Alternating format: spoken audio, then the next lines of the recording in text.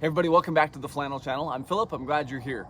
In this episode, you're gonna follow along as my son and I are finishing up our build of the Rat Rod, and we're getting ready to take it to Illinois on a road trip for the Rat Rod magazine build off for 2024. So we're gonna be thrashing as hard as we can over the next week, and then you're gonna follow along on our road trip and see how the results went.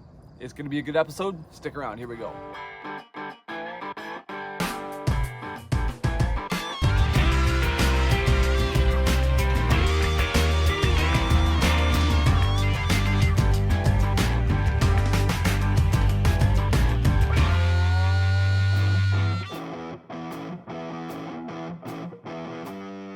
On here is our brake system, and we decided on this little guy because it's not actually hauling or towing any weight at all. We are going to manual brakes, and so we took the brake booster off this thing so that we can put it in a lot tighter spot underneath the floor. Actually is what we're doing. So we're actually mounting where this thing used to be on the Isuzu on the driver's side like that. The booster and the master cylinder were actually facing the driver. We're actually mounting it upside down. So we spun our master cylinder 180 that way, took the booster out, and then we shortened up our push rod the same distance of the amount of booster that we took out. So that's why we should be able to put this thing upside down, and it has the remote reservoir still to fill the fluid. Once we get this mounted to the floor and the firewall where we want it, we'll probably cut the pedal pad and make it a little bit nicer angle for Jacob, and we'll spin it around. But that's what we're doing right now, is getting ready to actually set that thing down inside there where his feet are gonna go when he's sitting in the truck, and get it mounted up permanently. Let me just take a minute and show you some of Ethan Cowell's amazing welding skills. And I'm gonna brag on the kid here for a minute. This is our 19mm Matco swivel socket we're going to use for the steering coupler, and he TIG welded a sprocket on there, put a centering pin on that for us, and so let me put this together and I'll show you how well it really works on our steering gear here. There's our bearing on the plate. I actually opened up a slot so that I can control the tension of the chain on there.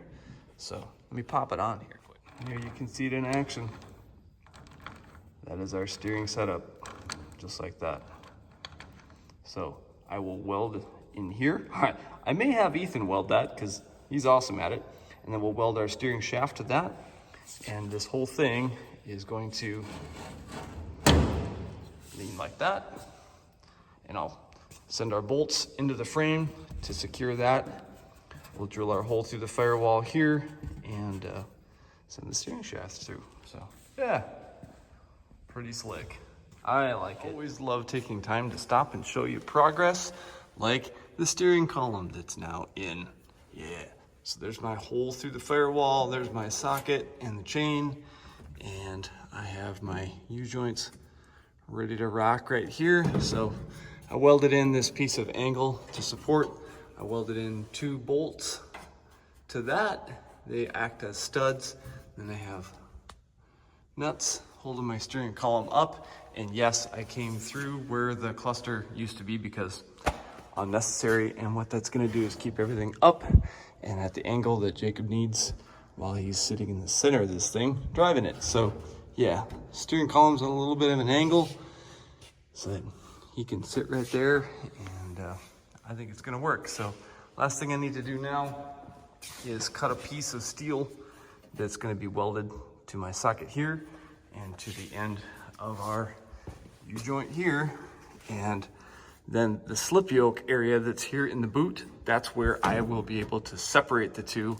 If we need to ever take this column out, I can unbolt it there and slide the piece apart. I guess it's up here, I'll show you. See that? That's our slip yoke back and forth this way, and that will allow it to come apart, and we can take this out if we had to, so it's not technically welded solid. Yeah, love it. Yeah, the dust tent is back because I've been throwing some sparks on this baby, and tonight I got out the cardboard and the Sharpie made some templates for my glass guy. He's willing to use some patterns that I'm making for him for the windshield and also for my back window back here. And yeah, that's gonna be slick. He normally only does household glass and things like that, but because he has the safety glass for doing shower surrounds and all I need is flat pieces, he said, yeah, I can cut that for you. Just make me some templates. So that's what we're going with. Get these off to him, and he said within a day or two, he'll have them ready to go for me. It's gonna be awesome. All right, so I was here late last night working on my steering some more, and I was getting frustrated because the chain mechanism that I had on this thing kept binding up and kept being a problem, and it turns out that the gear that I had welded onto my shaft here was kind of off-centered, and it was wobbling, and the chain bound up, and it cracked this new piece that Ethan so beautifully welded together for me, and I was just getting frustrated. And so tonight, I decided I need to just take a fresh look at this and really be honest about it and say, okay, the chain mechanism is cool, I've seen other people do it, but because of time constraints and the frustration I was having, I need to reassess this and think, can I simplify this? And the answer is yes. I have a steering shaft and a steering wheel from a 55 Chevrolet sitting outside, and what I think I'm going to do is use my universal joint I had already cut off and weld it directly to the end of the shaft. I have a support bearing I already pressed onto this 3/4 shaft. I have a pillow block that I can bolt up underneath the dash, and I'm going to come right out through the side of the cowl here, and I'll just get it as close to the center of the truck as I can. It's not going to be perfect, but Jacob's a pretty big kid. He's not going to have a problem even if the steering shaft is off to his left. It doesn't have to be perfectly centered on his chest in order for this to happen. So that's what I decided to do. This was too complicated, too many weak links, no pun intended, but too much flexibility and problems and needing precision. I'm just going to scrap that whole chain mechanism thing, go simple, and I think that's the best solution because time is running out and I have a lot to do still. So that's the direction I'm going to go. All right, let me give you a quick look at what I'm going to do here.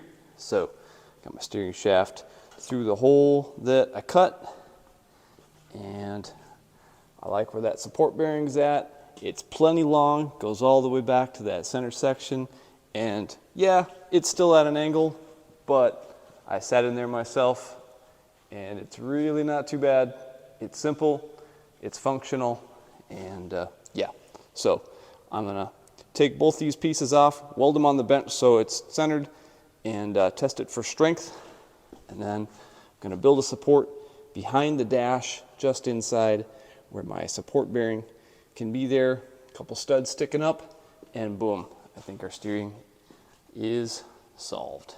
And then I can take all this stuff off too, and you know, I can fill these holes with sheet metal or license plates or I don't know what, but yeah, I think we're on the right track.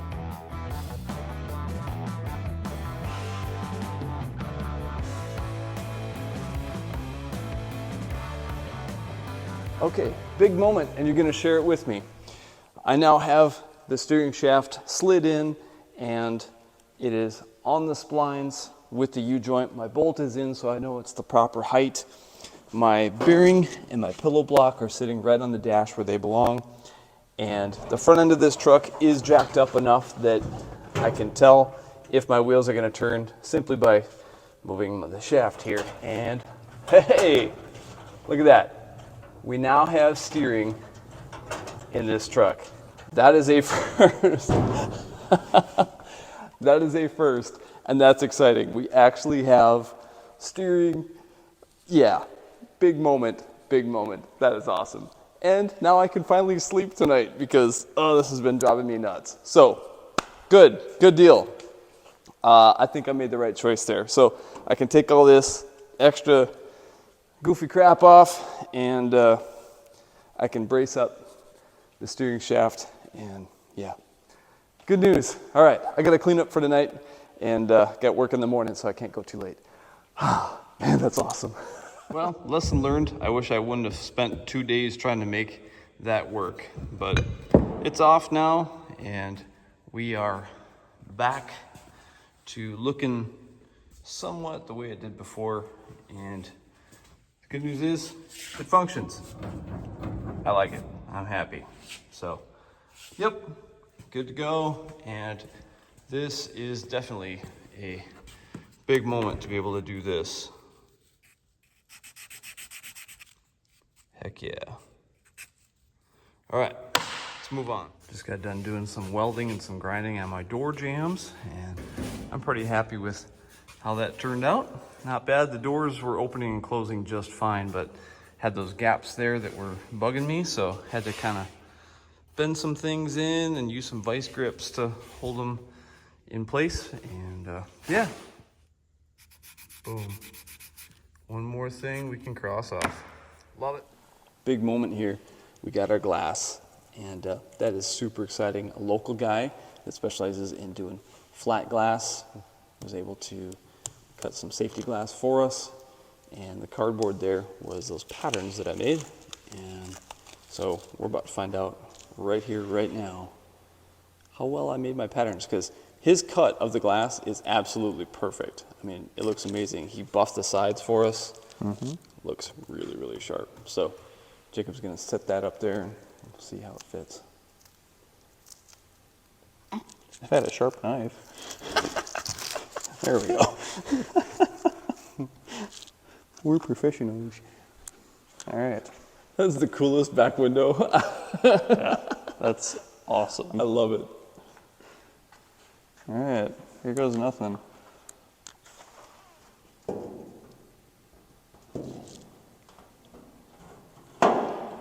I mean, yeah, yeah, that's perfect. Heck yeah. That's Right so on. cool. All right. So I'm gonna run to the store and get some urethane tomorrow, and we'll glue that stuff in. Yeah, Right on. like 3 points of contact at all times.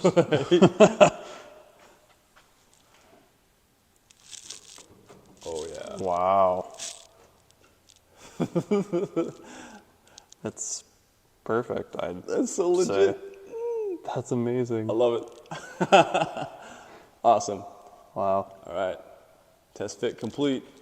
Yep. Good deal. We'll be ready for glue. Right, so what we're doing here is we have our Isuzu fuel tank that was originally between the frame rails, and we've got like 15 gallons of good diesel in there still. So just want to get into this tank and show you guys the Venturi effect that you can do across the end of the hose, so you don't have to like suck on it and get a mouthful of fuel. So let's see if I can get this.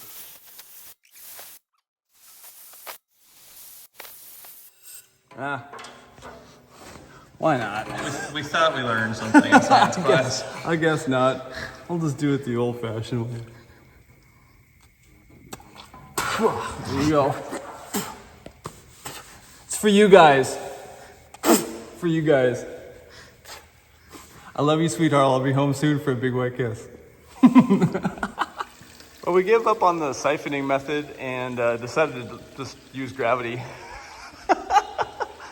And it's working. Oh, the redneckery of it all is so great. Pretty big moment. Gonna load up the urethane into the caulking gun and lay some beads. Let's put some glass in.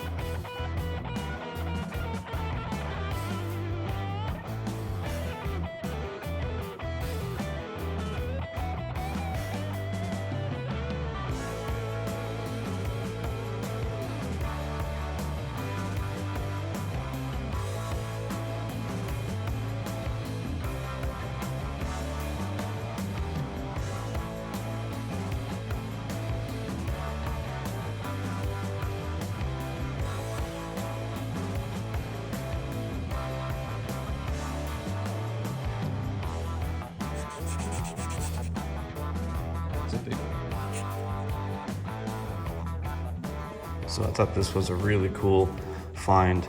This was actually the original rearview mirror from the inside of that cab when we first got it. It was at the bottom of a storage bin and I had forgotten all about it. We were planning on putting an outside mirror somewhere up in here or on the door. We hadn't fully decided yet, but I thought, you know what? That would be perfect right there. The glass is still in great shape. It kind of has that vertical truck mirror kind of look to it, but because it's original to the cab, it's even cooler. So kind of want to surprise Jacob with that when he gets here, having that mounted up. I think that'll be awesome. So I'm gonna do that quick. Even have the original screws. Yeah, I love how that looks. Heck yeah. That might be one of my new favorite things. And you know, it's all about the details.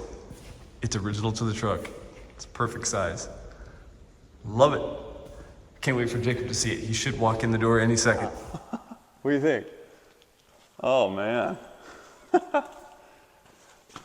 Wow, that's cool. I dig it. I think it looks really good, but that's the perfect look. Okay. And I like the mirror. Oh, man. Yeah, that's the rear view mirror. Remember that? I was like, I oh didn't shoot. even think about that. I didn't either. I found it in the bin this morning. I'm like, that needs to go on the side. Yeah. Cool. So you dig it? Yeah. Okay. Awesome. That is the coolest thing ever. I know. I love the center post. Yeah, that helps so much. Yeah. And we'll take a razor blade. We can trim up some of the gloppy, but Sure. you know, Well, I had to get whatever. it on thick enough that it was taking up some gaps and stuff. Yeah. But Well, I mean, that's the biggest thing. Yeah. Yeah, that's amazing. yeah. That helps so much having that split window. I know. All right. So my last idea was, I hate that I had to cut so many holes in this firewall as we started to work and stuff like that, but this is a sign that was from great grandpa's tire shop in the town that you were born in. So I thought, well, would this work as our firewall? And it is like the perfect width. We would just have to cut it for height. Yeah, it is the And perfect width. I think that would be Yep. pretty rad firewall. I think mean- it's been on display in our house for a long time, but I was like, I can't think of a much better vehicle to put it on. right, exactly. And we're still going to enjoy it. We're just going to enjoy it in a different place instead of in the basement of the house. Yeah. We'll put it on our Rat Rod build. So, yeah, you right cool up with that? front and center, right where everybody's gonna see it. Let's do it. Okay, perfect. Good deal. That's a really cool idea. Now, we've known for a while that we need to move our battery and get some longer battery cables because of this. So we went to Napa, paid a lot of money for some really high quality battery cables. But, you know, Napa guys are awesome. They took care of us. They sold it to us as cheap as they could, but we all know copper is really expensive right now. So that's why it's so darn much money. But this is 30 stuff. So it's big. It's probably way bigger than we need it to be. But we're going to trim back our insulation just a little bit. We got some heat shrink, and we have the proper crimping tool. We're not really making this a how-to video so much as we're just going to show you what we do and how we make longer battery cables for this kind of stuff, because we've done this on race cars and things like that. So I'm just going to use my lug, get an idea of how far back I need to cut my insulation, like that. And I like to, if I can, get a little bit of solder, and we're actually going to warm it up a little bit with the torch, melt some solder down inside there before we shove the end of the cable down inside there. And that way we're getting the best possible connection that we can. And so let's open that up.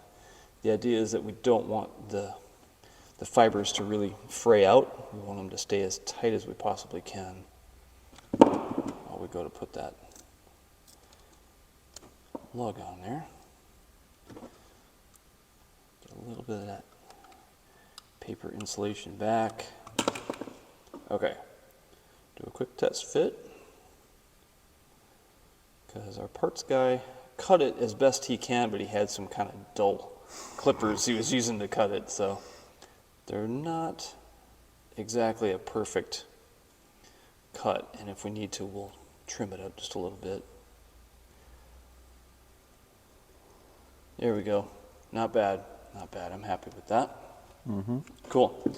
Okay, so now that we have that first one, I'm going to put it in the vise.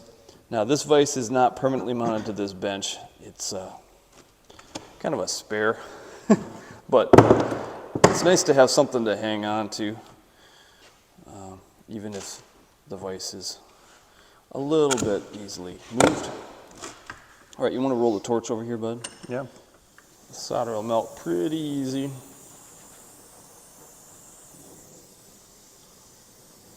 Just kind of pull it up a little bit down the bottom, and then once our cable's in there, I'll put a little bit more in too.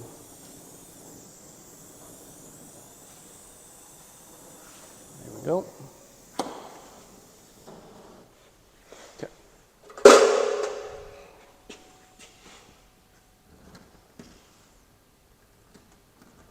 Solder is still soft in there.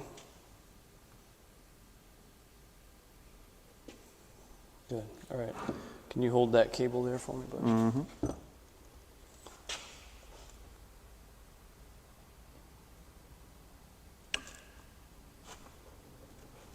All right. Mm-hmm. That's a pretty good crimp. How's that feel? I mean, Yeah. I think that's a good crimp. So, Yep. now we know that's the one we need. And we're going to heat it back up just a little bit more, and then we'll get ready with our heat shrink.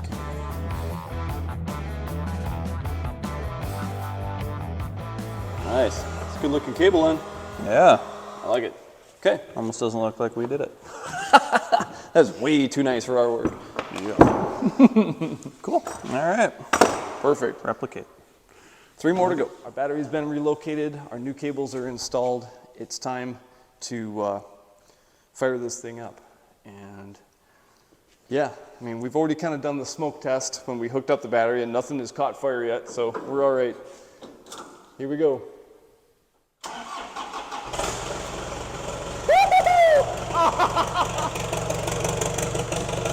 Okay. We'll tighten that down.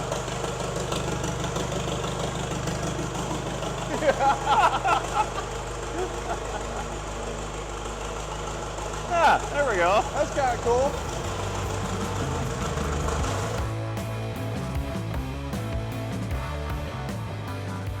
Those of you that might recognize this guy is my dad, Tim. Hi. And he is a woodworker, so he's helping us with the floorboards and some of the interior woodwork that has to happen on the cab. So yeah, really appreciate your help, Dad. You're welcome.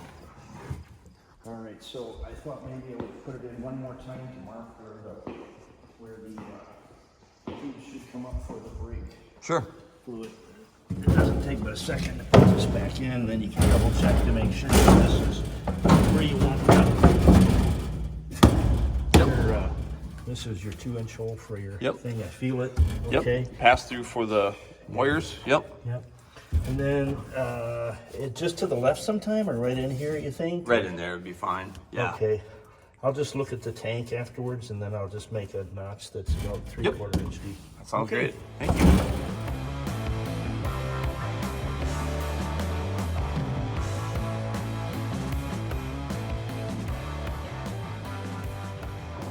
Now that is a perfect fit right there. I absolutely love it. 35 3/4 inches was the original size of the firewall and the sign, like it was meant to be. I love it. We'll take that. In fact, that is there. Just perfect for our cable too. Didn't really even have to change anything. A lot's been happening in a short amount of time, so what Jacob and I have been working on is bleeding out the master cylinder that's down here underneath the floor, and we extended the hoses up. You actually fill the master cylinder reservoir through the glove box, which is kind of cool actually. And we have our fittings all put together in there. Bled out the master cylinder. We're getting ready to crack open the bleeders out here on our wheels. Firewall's in. I think that's really, really cool.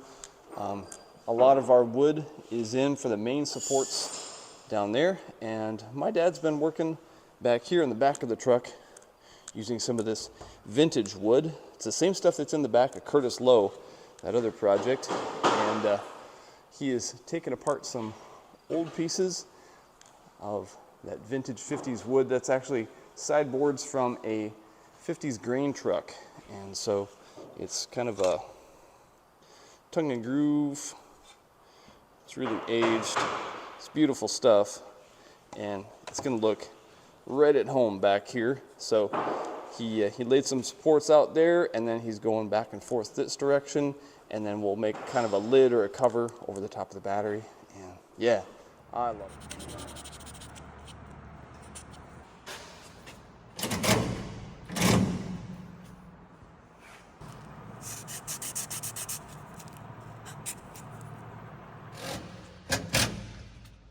Sweet. Floorboards are in. Doors are on. We're about ready to hit the switch and take it on its first maiden voyage. Yep. Heck yeah.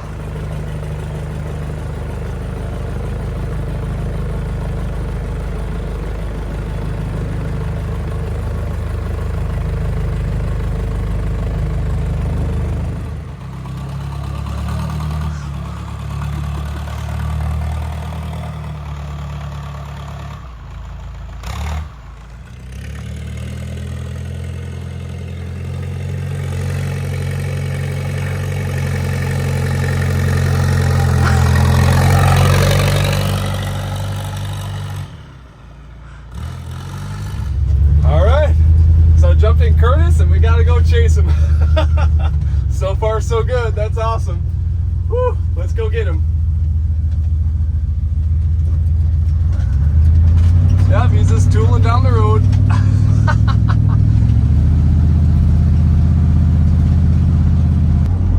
Now he doesn't have a lot of visibility. He doesn't, he's got one mirror. Let's check on it, make sure everything's cool. You're good?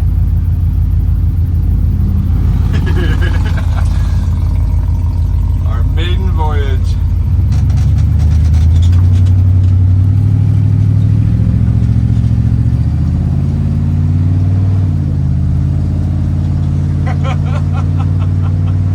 Oh, that's so cool. Oh, man alive.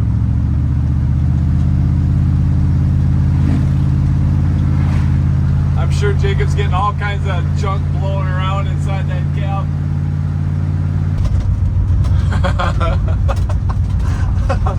Oh, I'm sure it just rides terrible. You doing all right? Yeah. Okay.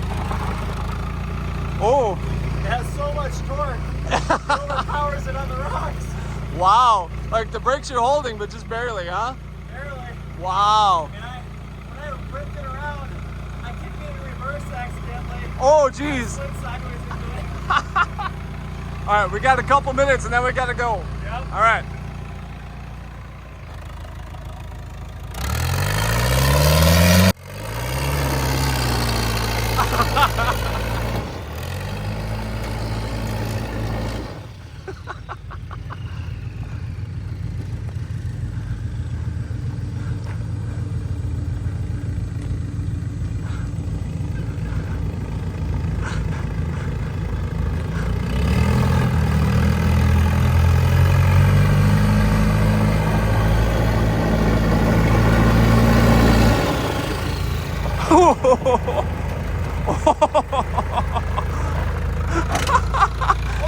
Yeah, you got brakes and I mean it's trying to stop the truck, but it's just barely. It's really scary. Yeah, wow.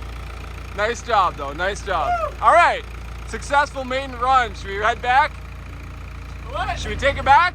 Probably. That was a good run, nice work. All right, I'll follow you. All right.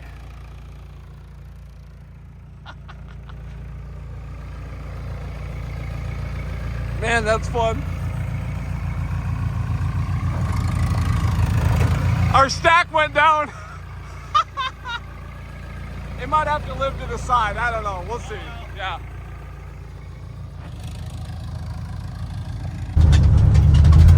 Oh man, what a hoot. That is awesome. Woo! Feels good. All right. We're not far from home. We just got to take it back to the shop. Got a few more things to do still. But yeah, successful run. Love it.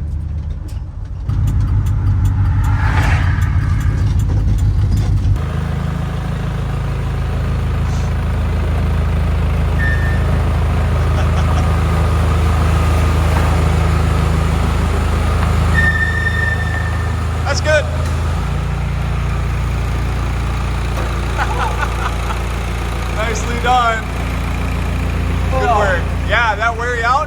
Yeah. Got it. Whew. Yeah, it looked like you were getting a workout in there. Yeah. Dang.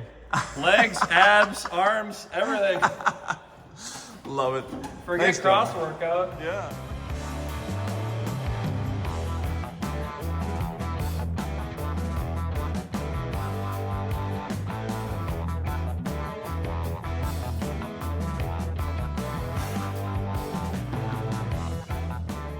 Little by little getting closer. Got my door panels put back on and trimmed a little bit of the plywood for the floor. I have the sign cut and trimmed, ready to put down there. And now I'm gonna use some of my antique wood, same stuff that we used here and in the bed of Curtis. And I'm gonna go vertically from here down because this is also like a 2x6 down there. Give it some reinforcement. I reinforced the part of the cab that was real weak right in that area. So we're getting stronger, filling gaps.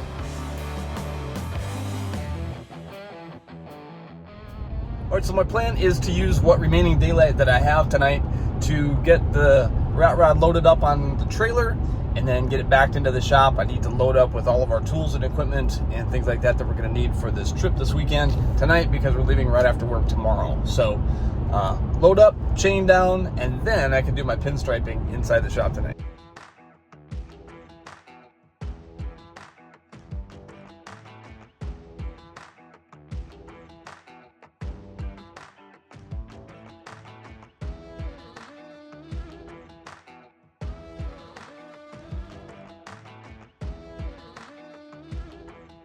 That was a lot harder being by myself than I thought it would be, but this thing is so wide, it just barely fits between those fenders. So I'm pretty sure a couple of my lug nuts were touching on both sides as I pulled onto the trailer. But anyway, I learned a couple of things. Number one, those brakes just barely hold this thing back. It is a torque monster and just wants to go. So you're kind of going neutral, drive, neutral, reverse, neutral, drive, you know, yeah, those brakes barely hold this thing back. They're manual brakes. We don't have a booster assist anymore. So it's all you can do to hold that thing back. And the other thing I've learned is that my headlights are actually on anytime the ignition's on because this thing must have had daytime running lights, I guess. So I suppose anytime we don't want the headlights on, I'll just pull the fuse, I guess. Oh, and my taillights quit working already. Like, we didn't even drive it 50 feet and I already have lights going on. So, anyway, this is gonna be okay. So I got my pinstriping done. I did not record all of it as it's happening. But if you wanna watch videos of me pinstriping, there are other ones here on the channel, so go check that out if you're interested. But I just wanna show you guys what I've been doing for the last few hours. And yeah, I kind of dig it. Let's see, we did some back here too. A little bit down on the rear diff. Up here in the fuel tank. Yeah, just wanted to add a little spice to it. Now, last thing I'm gonna do, throw some gloves on and we're gonna put on some of Derek's Shine Juice. Now this is the homemade stuff. This is, Derek now sells this. This is Vice Grip Garage Derek. A lot of you guys probably watch his channel. Before he started actually selling that stuff, he showed you his recipe, and it's boiled linseed oil and turpentine, if I remember right, something like that. But what that's gonna do is give a little bit of shine to some of this dry rust and really make those colors pop now. So there you go, there's a little bit of a before and after. And I really like the little bit of shine that stuff puts on it, but it's not like clear coat gloss. It's just a little bit of, you know, especially the areas that still have some pretty decent paint. It puts some gloss back into it, and it does harden. It lasts about a year, and then it starts to kind of bake off in the sun, and you reapply it. Now, because my pinstriping is only you know, about an hour old or so, I was careful and I kind of dabbed at it. I didn't wipe because that stuff does have turpentine in it. Will start to take fresh pinstriping off, but the old paint is perfectly safe. Now, don't bother with the comments about, oh, you should sand it, you should paint the whole truck, you should, you know, this and that. Nope, we love patina and we're trying to preserve it and save it. And if you're wondering about my gaps, I ran out of time. I will be working on these doors some more and pinching together areas where there's big gaps. I just don't have the time to get all that done by tomorrow. But yeah, for now, the outside is at least seamed up. And yeah, so I'll spend probably 5 hours more doing that, but just not before the show. Oh well. So unfortunately, as you can see here, I actually lost some of my footage that I was recording for the road trip and the time that we were at Ratstock in Illinois. So major bummer there, but good news is I took some photos, and so you guys can still sort of get some of the vibe and see what the show was like. But yeah, unfortunately, that's the problem with digital.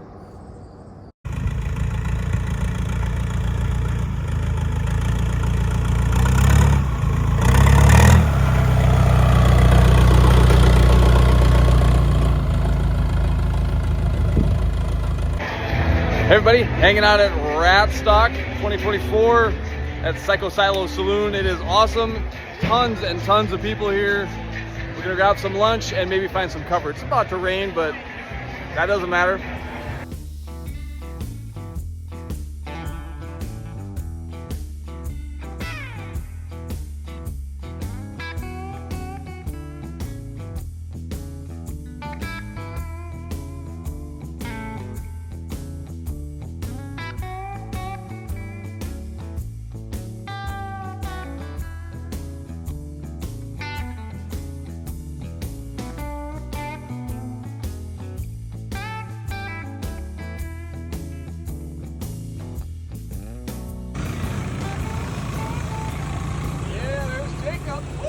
Ready for the Rat Rod Build off drive?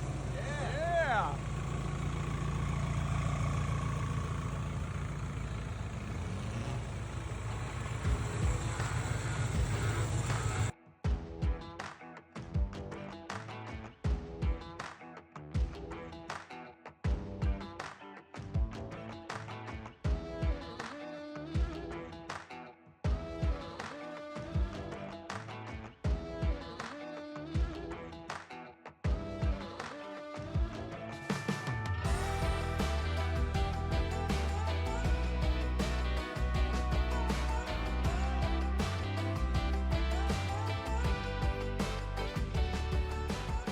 So we're here at Ratstock 2024 in Langley, Illinois, and our hot rod, Rat Rod, is a diesel, but in true hot rodding form, we broke down and we got a plug fuel filter. So we ran to the Napa parts store 30 miles away, grabbed ourselves a gas can, fresh fuel filter. We're gonna walk into the show with a fuel filter, spin that baby on, and hopefully fire back up and continue the rest of the weekend.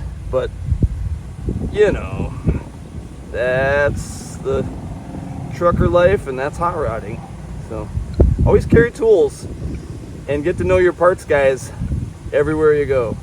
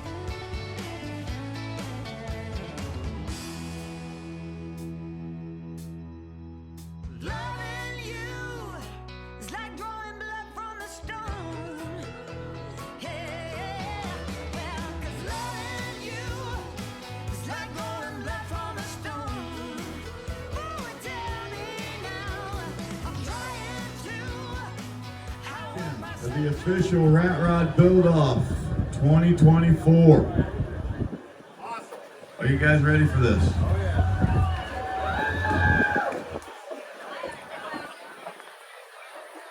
Car number 17, Wheeler. Man, what a fantastic weekend. I absolutely love spending time with my dad and my oldest son, and being here at Ratstock 2 at the Psycho Silo Saloon in Langley, Illinois. We made some awesome memories together, you guys. You know, doing the build off was a highlight for us because we were one team of 40 that made it here. We did the drive, we competed, and had a blast doing it. Made some awesome memories, and congratulations to the winners. And yeah, we're very, very proud to just be a part of this, and hope to definitely be here again next year and making more memories together, doing cool stuff. Go Team Lester. That's right. All right. Peace and grease, guys.